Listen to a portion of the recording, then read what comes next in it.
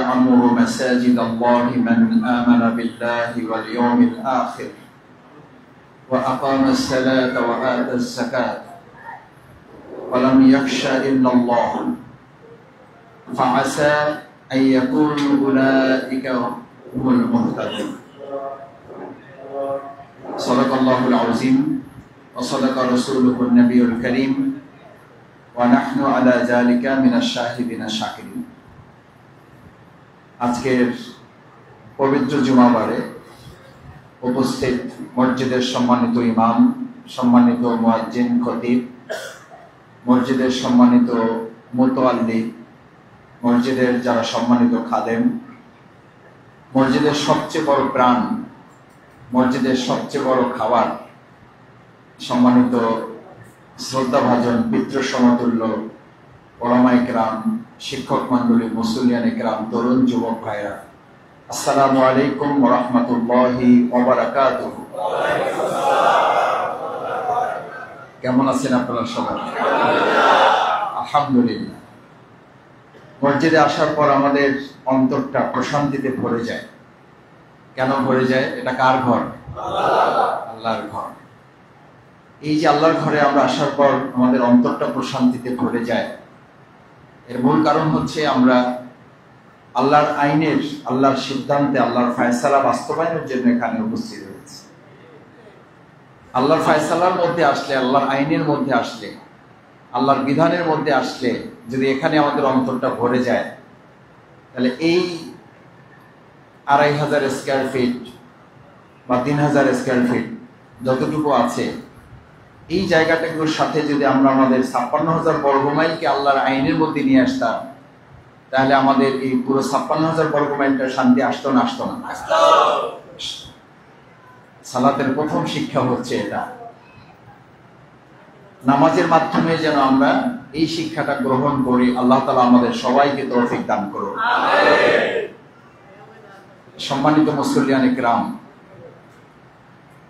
আমি আপনাদের সামনে সূরা তাওবা ১৮ নম্বর আয়াত তেলাওয়াত করেছি।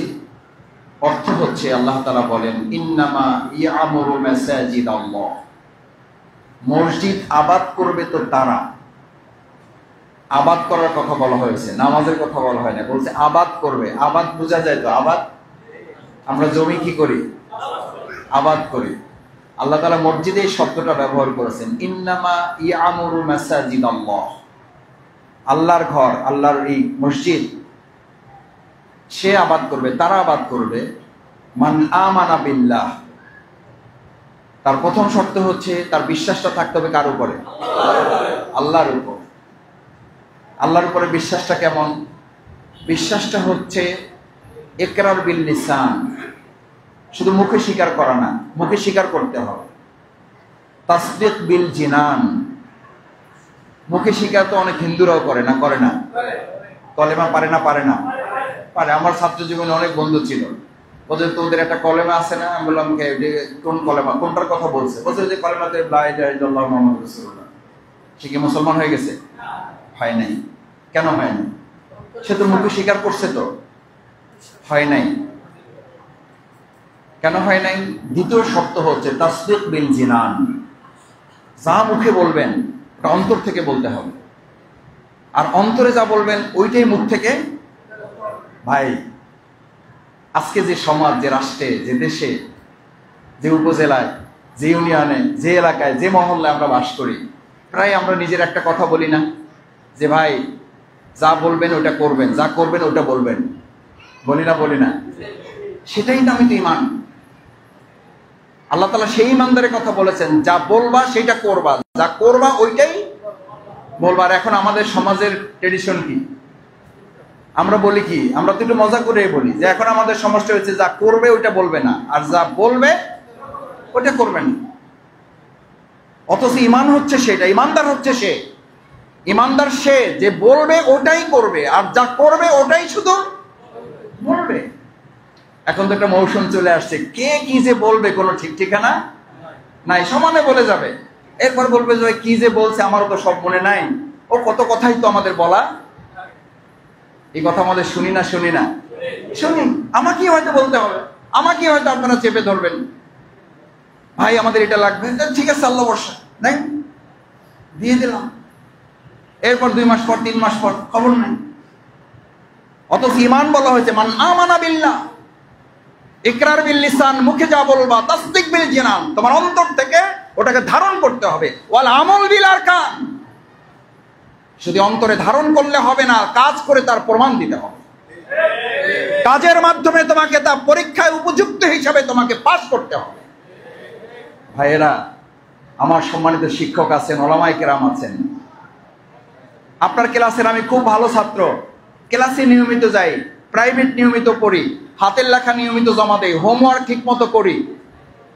শুধু পরীক্ষার সময় আসলে আমি বলি যে হুজুর আমারে কি চেনেন না, আমি তো ভালো ছাত্র, আমার হাতের লেখা কত সুন্দর, নিয়মিত ক্লাসে আছে, আমার কোনো গায়ের হাজির আছে, আমার কোনো ক্লাসের পড়াতে কোনোদিন বাদ যায় নাই। কিন্তু আমি পরীক্ষা একটু ভয় পাই, পরীক্ষা দিতে চাই না, পাস না ফেল হয় নাই। আরে ভাই, আপনারা তো শিক্ষক মানুষ, পরীক্ষায় ফেল করতে হইলেও তো পরীক্ষায় কি করা লাগে? অংশগ্রহণ করা লাগে, না হলে রেজাল্ট হবে না। এটাকে আপনারা কি বলেন? উইথহ্যাল্ড বলেন, যে তার রেজাল্ট প্রকাশিত হয় নাই। মান আমানা বিল্লাহ, মসজিদ আবাদ করবে তারা, মসজিদে আসবে তারা, মসজিদে আবাদ করার পর তার প্রথম গুণ হচ্ছে, তার প্রথম বৈশিষ্ট্য হবে তার ঈমানটা এমন হবে সে যা বলবে তাই করবে। তাহলে আমরা এখানে কি বলতেছি? এই নামাজে একটু পরে আমাদের ইমাম সাহেব আমাদের নিয়ে কি বলবেন? আলহামদুলিল্লাহি রাব্বিল আলামিন, প্রশংসা সব কার? না না, প্রশংসা সব শফিকুল ইসলাম মাসুদের। আরে কি বলেন আপনি, কি বলেন? প্রশংসা তো আমার অমুক উপজেলা চেয়ারম্যানের, প্রশংসা তো অমুক এমপি সাহেবের, প্রশংসা তো অমুক মন্ত্রী সাহেবের, প্রশংসা তো অমুক প্রেসিডেন্ট সাহেবের, প্রশংসা তো অমুক দলের সভাপতির। প্রশংসা করতে করতে মিটিং শেষ। আল্লাহর দরবারে একবার শুকরিয়া আদায় করার তৌফিক এই মুসল্লি আমার ইমানদারের 3 ঘন্টার মিটিং হয়, একবার আলহামদুলিল্লাহ বলার সুযোগ হয় না। কিসের আলহামদুলিল্লাহ? এখানে ট্রেনিং নিয়ে যাচ্ছেন আপনি,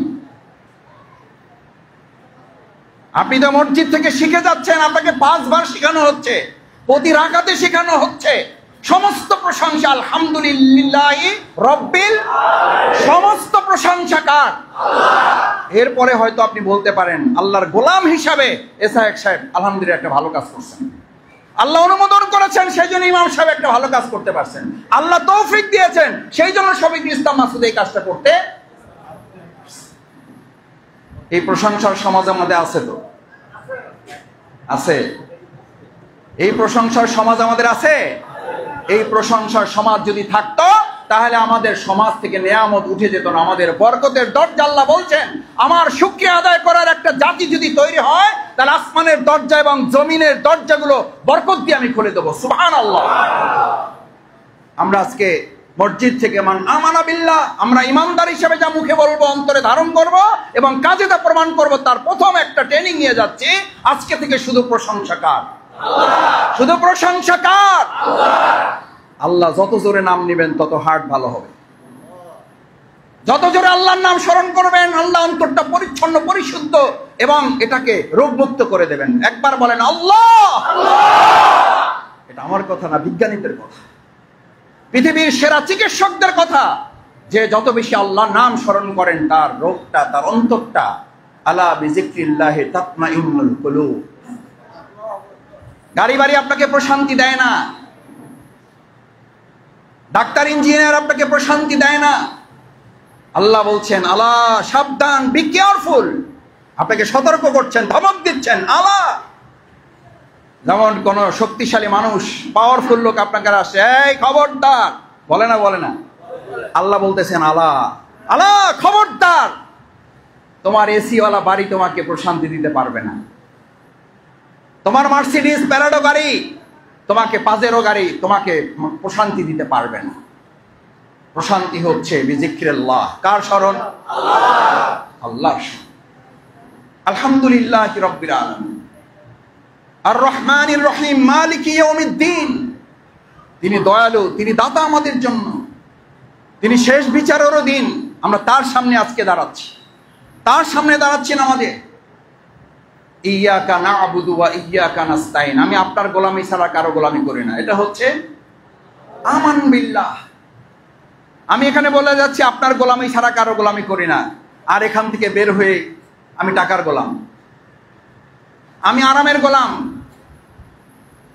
আমি ব্যবসার গোলাম। কখন ব্যবসার গোলাম হই আমি এই সামাজিক কর্মকাণ্ড, রাজনৈতিক কর্মকাণ্ড, মানুষের কর্মকাণ্ড করতে করতে আমি জুমার নামাজে হাজির হইতে পারলাম না।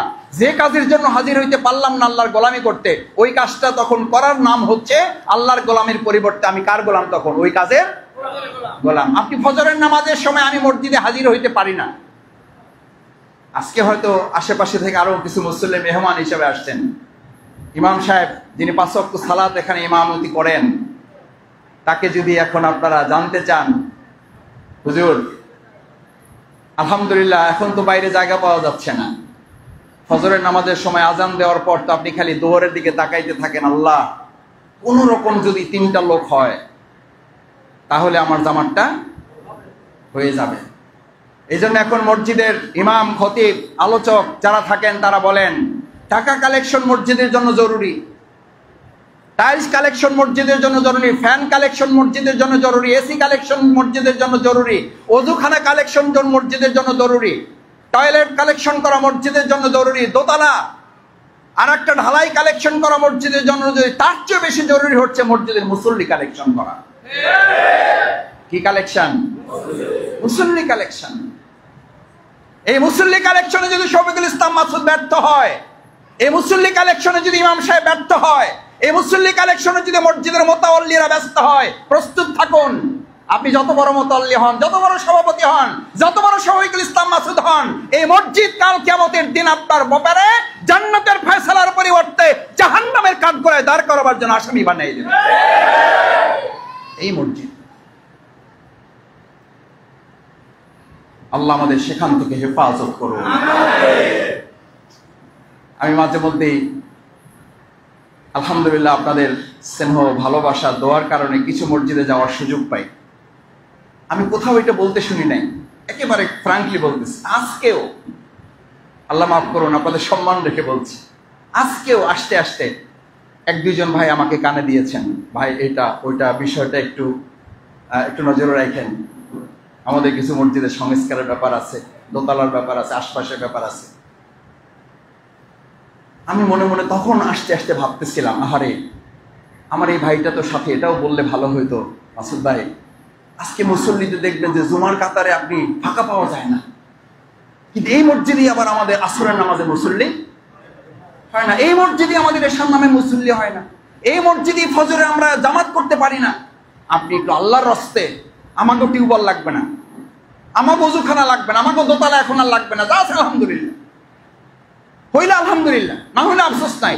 আপনি আল্লাহর রাস্তে, আজকে আমাদের টাকা কালেকশন লাগবে না, আজকে আমাদের মসজিদে টাইলস কালেকশন লাগবে না, ফ্যান লাগবে না, এসি লাগবে না, ওযুখানা লাগবে না, যা আছে আল্লাহর শুকরিয়া, আজকে আপনি আমাদের জন্য একটু মুসল্লি কালেকশন করে দিয়ে যাবেন। আমি একজন সাধারণ মুসল্লি হিসাবে বলছি, একজন গণ্য কর্মী, ছোট্ট ইমাম বা খতিব বা আজকে আপনাদের একজন মেহমান হিসাবে বা আপনার এলাকার সন্তান হিসাবে বলছি, আজকে এই কথাটুকু আমাদের বলার মতো সুযোগ হয়ে ওঠে না। আমরা কি এটা পারবো? ইনশাআল্লাহ। প্রতি জুমায় ইমামকে এটা আগাম বলে রাখবেন, ইমাম সাহেব যা আলোচনা করেন আলোচনার মধ্যে যেন এটা থাকে। এখানে যারা এসছেন তার সন্তান কোথায় এটা জিজ্ঞেস করবেন। রাসূল করিম সাল্লাল্লাহু আলাইহি সাল্লাম নামাজ পড়ে, ফরজ নামাজ সালাত আদায় করে এদিকে ফিরে যেতেন, দেখতেন, দাম ধরে ধরে জিজ্ঞেস করতেন, আবু বকর, ওমর, হামজা, খুবাইব, খাব্বাব, ইয়া কোথায়? মুসা আল আশআরী কোথায়? রাসূল করিম সাল্লাল্লাহু আলাইহি সাল্লামের হাদিস বর্ণনা করছেন, বারবার সূর্যের দিকে তাকাতেন আর মুসল্লিদের মুখের দিকে তাকাতেন। সূর্য না উঠে যায়, মুসল্লি না একজন কম হয়ে যায়। কে আসে নাই পাঠিয়ে দিতেন কাতার থেকে, ওঠো যাই খোঁজ নিয়ে আসো, তার না আসা পর্যন্ত নামাজ অপেক্ষমান থাকবে। এটা হচ্ছে ইসলাম। কারণ রাসূল করিম সাল্লাল্লাহু আলাইহি ওয়াসাল্লাম এই জায়গাটা আমাদের জন্য গুরুত্বপূর্ণ মনে করেছেন যে আমি নামাজ পড়তে আসছি, আমার সন্তান আসছে কিনা, আমি নামাজ পড়তে আসছি, আমার ভাই আসছে কিনা, আমি নামাজ পড়তে আসছি, আমার পরিবারের আরো 2 জন সদস্য সবাই রেখে আসছে, সে আসছে কিনা। আমরা কি আমার পুরো পরিবার যারা মসজিদে আসার উপযুক্ত তাদের কি মসজিদমুখী করার সিদ্ধান্ত আজকে নিতে পারবো ইনশাআল্লাহ? ওই যে একটা লেখা পাওয়া যায় এখন সামাজিক যোগাযোগ মাধ্যমে, আমি একা জান্নাতে যাইতে চাই না, আমি তোমাকে নিয়েই জান্নাতে। আমি কি আমার ভাইকে রেখে জান্নাতে যেতে চাই? আমি কি আমার বাবাকে রেখে জান্নাতে যেতে চাই? আমি কি আমার সন্তান রেখে জান্নাতে যেতে চাই? সন্তান কি তার বাবাকে রেখে জান্নাতে যেতে চায়? যদি না চায় তাহলে পরিবারকে রেখে আমি কি করে মসজিদে আসছি একা? কি করে আমি ঘুমিয়ে থাকছি ফজরের নামাজে? আজান হলে আমি কেন আমার সন্তানকে হাতে ধরে নিয়ে মসজিদে হাজির হচ্ছি না? তার মানে বলছি ওই সময়টুকুর কথা যখন আমি ওই আরামে ফ্যানের নিচে আরাম করছি, যে আরামের কাছে আমি হেরে গেছি, আমি ওই সময় আল্লাহর গোলাম না, আমি ওই সময় কিসের গোলাম? কার গোলাম? আরামের গোলাম। আমি ব্যবসার দোকানটা বন্ধ রেখে এখানে আসতে পারি নাই, আমি ওই সময় কিসের গোলাম? ব্যবসার গোলাম। আমি চাকরি করি মাদ্রাসায়, স্কুলে, কলেজে, আমি ওখান থেকে নামাজ পড়তে মসজিদে ঢুকতে পারি নাই, আমি ওই সময় শিক্ষকতার গোলাম। অথচ এখানে আপনাকে নামাজ বলছে, আপনি শুধুমাত্র ইয়াকা না'বুদু, আপনি শুধু কার গোলাম? আল্লাহর গোলাম। আজকে এখানে আমরা সিদ্ধান্ত নিলাম দুনিয়ার কোনো কিছুর কাছে আমরা গোলামি না করে এক আল্লাহর গোলামি করার জন্য এখান থেকে সিদ্ধান্ত নিলাম। আল্লাহ কবুল করুন। দেখি সবাই রাজি আছে ইনশাআল্লাহ? দেখি ইনশাআল্লাহ আমরা এখন থেকে কার গোলাম? আল্লাহ কিয়ামত আমাদের যতক্ষণ বেঁচে থাকবো আজন্য আমাদেরকে আল্লাহর গোলামি করার তৌফিক দান করুন। আমরা টাকার গোলাম হব না, আমরা শক্তির গোলাম হব না, আমরা কারো রক্তচক্ষুর গোলাম হব না, আমরা কারো অপশক্তির ভয়কে আল্লাহর ভয়ের কাছেও রাখবো না। কারণ আমরা শুধু কাকে ভয় করি? মসজিদ আবাদকারীদের জন্য এই কথা বলা আছে, এটা আমার কথা না। আকামাস সালাত ওয়া আতাজ যাকাত ওয়া লাম ইয়াখশা ইল্লাল্লাহ।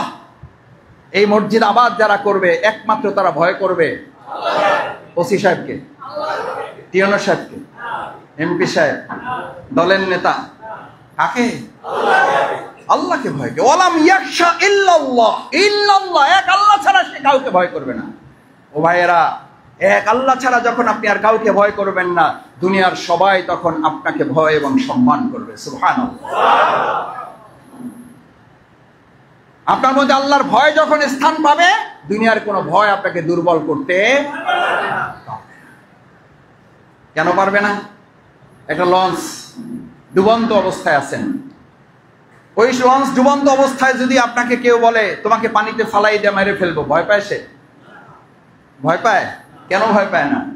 আরে ভাই এমনি তো লঞ্চ ডুবে যাচ্ছে, তুমি আমারে কিসের ভয় দেখাইতেছো?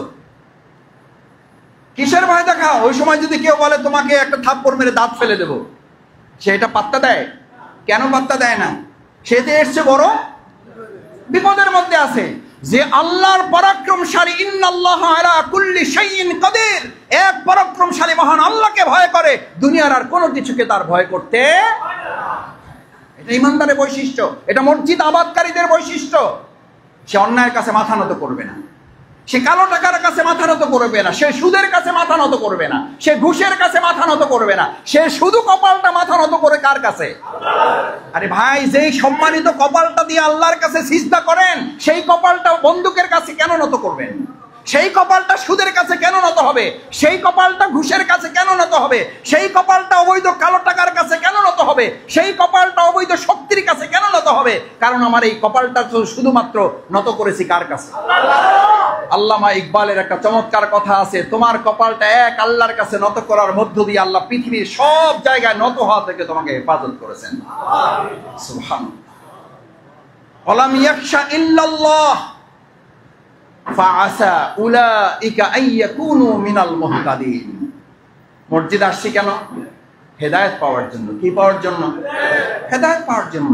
হেদায়েত পাওয়ার জন্য আল্লাহ তাআলা কয়েকটা শর্ত দিয়েছেন। এই কয়েকটা শর্ত দিয়েছেন। হেদায়েত যদি আপনি পাইতে চান, আশা করা যায়, আল্লাহ বলেন যে আমি তাদের ব্যাপারে আশাবাদী যে তারা হেদায়েত পাবে। নাম্বার 1, তারা আল্লাহর প্রতি ঈমান রাখবে। কেমন ঈমান? ঈমানের নাম হচ্ছে এটা, আল্লাহ আমার সব, আল্লাহ আমার রব। ঈমানের নাম হচ্ছে আল্লাহ আমার রব, আল্লাহ আমার, বলেন আল্লাহ আমার সব। যে আল্লাহ আমার রব, সে আল্লাহ আমার সব। আমার আর কোনো চাওয়া পাওয়া নেই, আমার আর কোনো কিছুর দরকার নেই। কারণ আপনি যে কবরে যাবেন, ওই কবরে শফিকুল ইসলাম মাসুদের সাথে আর কেউ যাবে না। প্রথম প্রশ্নই হবে মান রব্বুক, মান রব্বুকা। তোমার রবকে, তোমার প্রভুকে, তোমার আল্লাহকে ছিল, তুমি কাকে মেনে চলে আসছো? তুমি তোমার শিক্ষককে, তুমি তোমার কোনো বড় অভিভাবক, তুমি কোনো টাকাওয়ালাকে, তুমি কোনো শক্তিওয়ালাকে, তুমি কোনো নেতাকে, কাকে মেনে আসছো? তখন আপনি চাইলে মুখস্থ করা জবাব দিতে পারবেন না। দেখবেন ভাইবা বোর্ডে অনেক মুখস্থ জিনিস থাকে, প্র্যাকটিস না থাকার কারণে সে বলতে পারে না। কখন কি বলে, কয় মনে আছে, মুখস্থ ছিল, কিন্তু আপনারা দেখে ভুলে গেছি।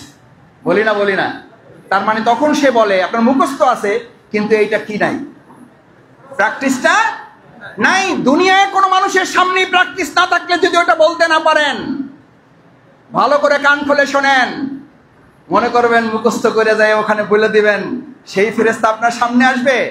ফেরেশতার বর্ণনা কি ওইরকম যে নর্মাল ফেরেশতা? দেখলে তো আপনার অবস্থা খারাপ হয়ে যাবে।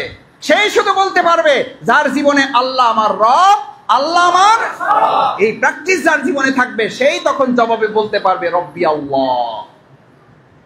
বলেন রব্বি আল্লাহ, আমার রবকে আল্লাহ।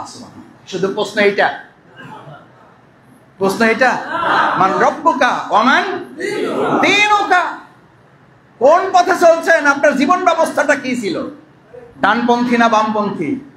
এখন তো কেউ কেউ নিজেরা আনন্দের সাথে বলে আমি কি পন্থী আছে না নাই? আর গর্বের সাথে বলে আমি বামপন্থী।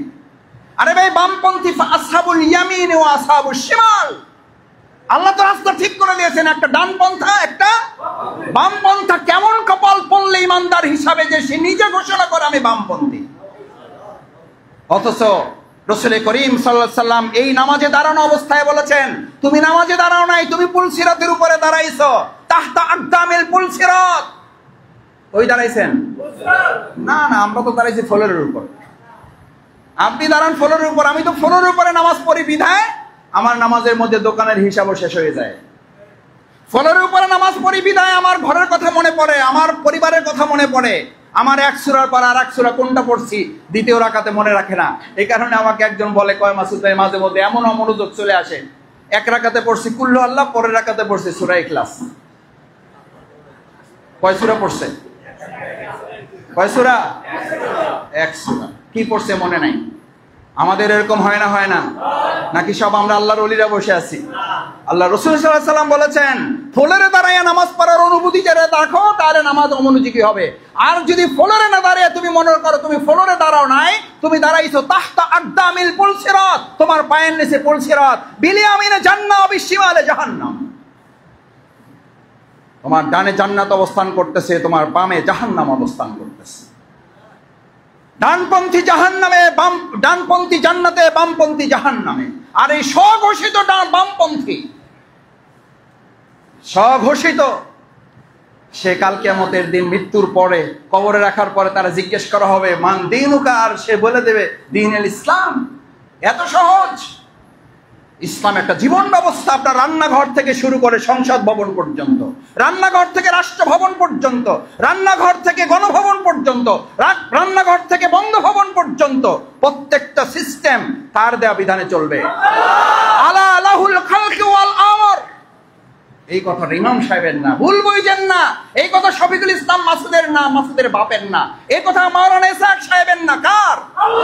এটাও আল্লাহর। বি কেয়ারফুল, আল্লাহ সাবধান। লাহুল খালকু ওয়াল আমর, সৃষ্টি করছি আমি, আইন চলবে কার ঘোষণা? কার ঘোষণা? এখন আইন চলে আল্লাহর, সিদ্ধান্ত আপনার। মানবেন না, সিদ্ধান্ত আপনার। কিন্তু এই কথাটা যদি শফিকুল ইসলাম মাসুদ না বলে, কাল কিয়ামতের দিন আমার জিহ্বাটা এরকম টেনে বের করে লোহার কাঁচি দিয়ে কেটে দেওয়া হবে।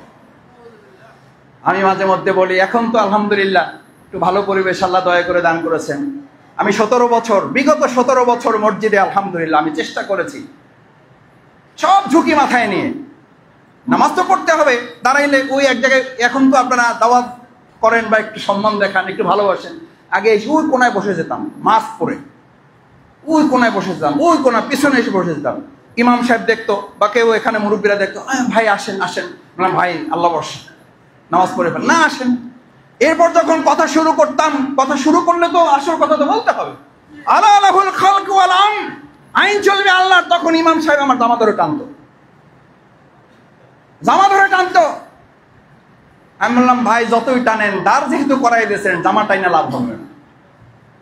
আপনার নিচের চাপ আছে, আপনি নিম্ন চাপ তৈরি করেছেন, আমার উপর থেকে চাপ আছে, আমার উপর থেকে চাপ আছে। আপনি জামা টানলে আমার হয়তো আপনার চাকরিটা চলে যাবে, আর আমি যদি এই কথাটা যথাযথভাবে বলতে না পারি তাহলে আমার ঈমান চলে যাবে। একজন ইমানদার হিসাবে চাকরি আর এই বক্তৃতা করাটা কি আমার জীবনে প্রধান নাকি ঈমান প্রধান? ঈমান। আপনি মানবেন না, আমি মানতে পারবো না, সেটা আমার আপনার ব্যাপার, কিন্তু কথা তো বলতে হবে। আসুন সম্মানিত মুসল্লিয়ানে কেরাম, আপনাদের প্রতি কৃতজ্ঞতা প্রকাশ করছি। আপনাদের সন্তান হিসাবে, আপনাদের এলাকার মানুষ হিসাবে, আপনাদের এলাকার ভাই হিসাবে আমাকে আজকে এই কথাটুকু বলার সুযোগ দিয়েছেন। কাল কিয়ামতের দিন আমরা আপনারা কেউ যেন আল্লাহর আদালতে আসামি না হই। আল্লাহ আমাদের হেফাজত করুন। ইনিল হুকমু ইল্লা লিল্লাহ। এই জমিনটা আমার, এই জমিনে আইন চলবে আমার।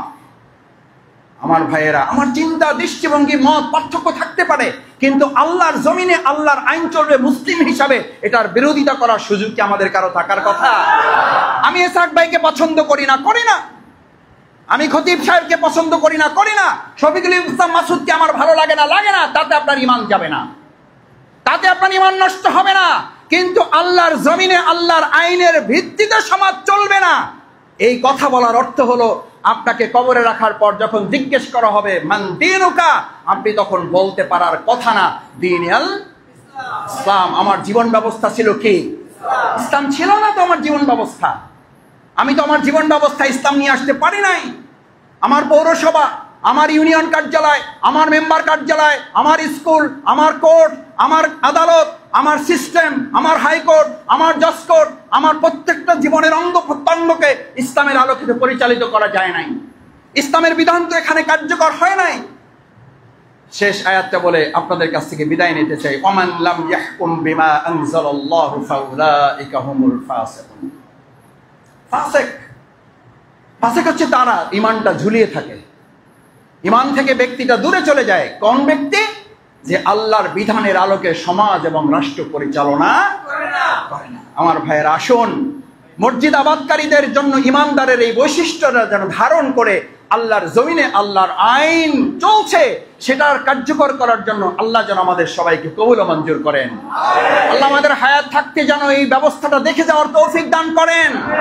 আমাদের এই প্রিয় বাংলাটাকে রাসূল করিম সাল্লাল্লাহু আলাইহি ওয়াসাল্লাম যেভাবে সোনার বাংলা থেকে আমাদের সোনার মদিনা করেছিলেন, আমরা যেন আমাদের এই বাংলাটাকে কি বাংলা? রাসূল সাল্লাল্লাহু আলাইহি ওয়াসাল্লাম জাহিলি মদিনাকে সোনার মদিনা করেছেন নিজের মতে না আল্লাহর আইনে? সোনার বাংলা হবে কি আমাদের মতে না আল্লাহর আইনে? এই সুযোগ এখন আমাদের হাতে আছে না নাই? আমরা কি পারবো ইনশাআল্লাহ? আল্লাহ আপনি আপনার বিধানের আলোকে, ইসলামের আলোকে আমাদের এই সুন্দর মাতৃভূমি বাংলাদেশটাকে সোনার বাংলা হিসাবে কবুল করেন। সবাইকে সেই প্রত্যাশা ব্যক্ত করে আমাদের নামাজ শেষে দোয়া হবে। অনেকে দোয়া চেয়েছেন, আমরা দোয়ায় শামিল হব। আল্লাহ তাআলা আমাদের সবাইকে যেন মাফ করে দেয়। আসসালামু আলাইকুম ওয়া রাহমাতুল্লাহি ওয়া বারাকাতুহু।